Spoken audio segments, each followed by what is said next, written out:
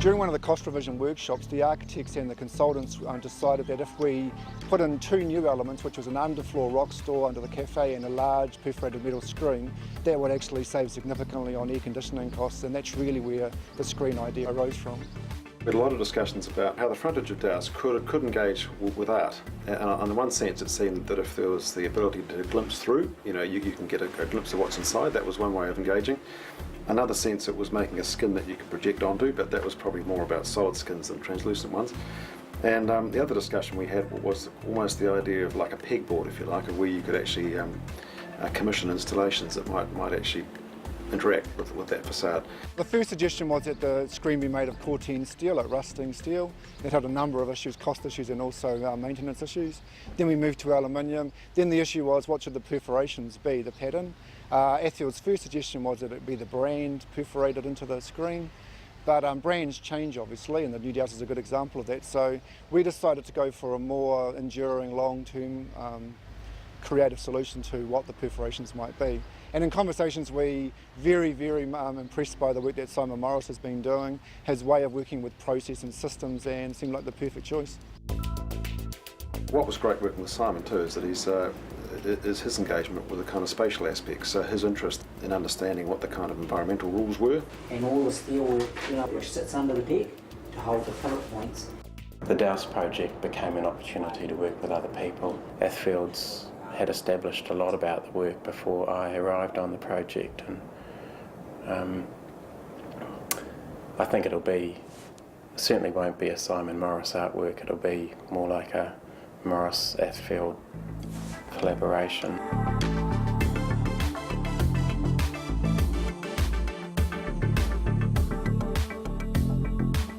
I mean, pattern, there's a few key ideas which you'll find throughout cultures and different periods. Repetition, reflection, rotation, shifting scale and shifting sequence. The shape doesn't really matter, it's the system, it's the pattern which I'm more interested in. We kind of settled on something that worked for me in terms of there'd been a lot of pattern over the 60 sheets of aluminium. It's a very large work. Simon's he's obviously a very creative artist, obviously has a great reputation out there in the field, and he's been obviously very impressed with the way we work and we operate.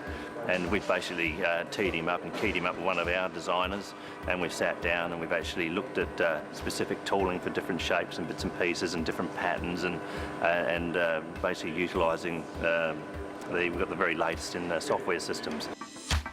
It made sense to actually move from my own computer, where I developed pattern, to using their computer technology and their programs to see how my pattern would fit in there. And I worked closely with Mark at that stage, who just had a wonderful way of thinking about pattern.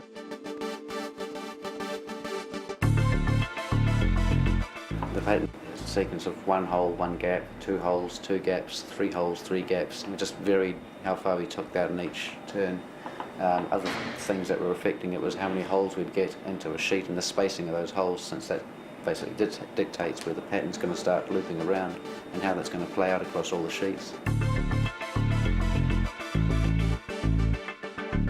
Sitting outside is not always that practical in Wellington, and so by having those big doors, it makes the whole screen kind of alive, even though they won't move that often, but they suggest movement in their open position, and also they're places for people to sit behind outside, so it does have good practical purpose as well.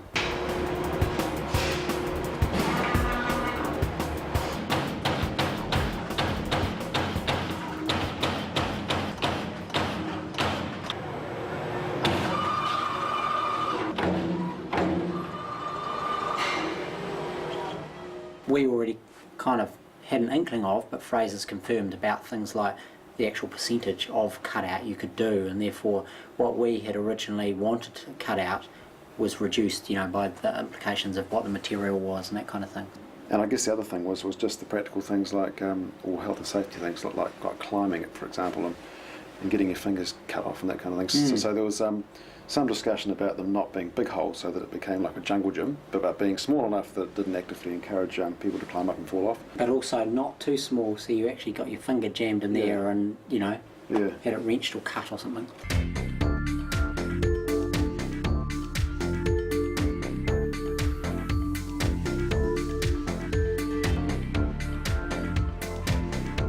Obviously the doors are extremely heavy, and so we've had to do specialist tests and go through a lot of engineering certification and calculations to ensure that the wind loadings, for instance, obviously the sail effect on these doors, it could be enormous. So we've had to go through and make sure that there's a lot of strengthening underneath the building, and the doors are actually braced back adequately.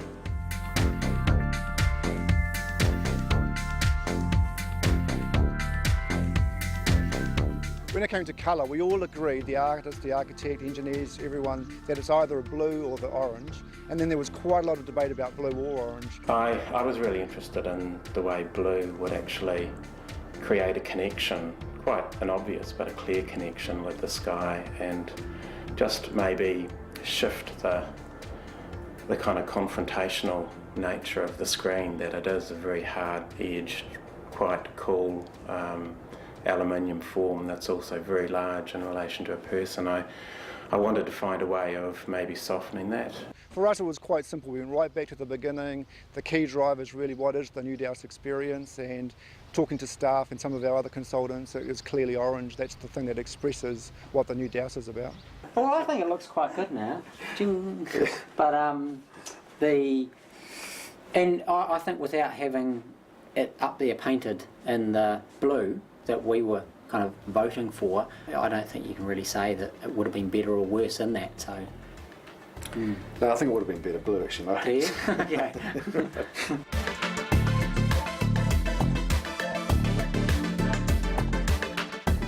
A key part of the way the TheNewDowse works is to build creative partnerships, and they can be quite hard to establish and they take a lot of understanding, but when they work, and this has been a fantastic example of how they can work, then people always kind of like achieve more than they would working in isolation. For me, the relationships I formed with Fraser's were about the manufacture and construction of the work and how their processes would change the way I thought about pattern. We've been working with artists for many years, and one of the most enjoyable projects that we ever do is really with artists, because they come up with their great ideas, and then we can actually look at using the latest technology in the world and actually applying that into their art.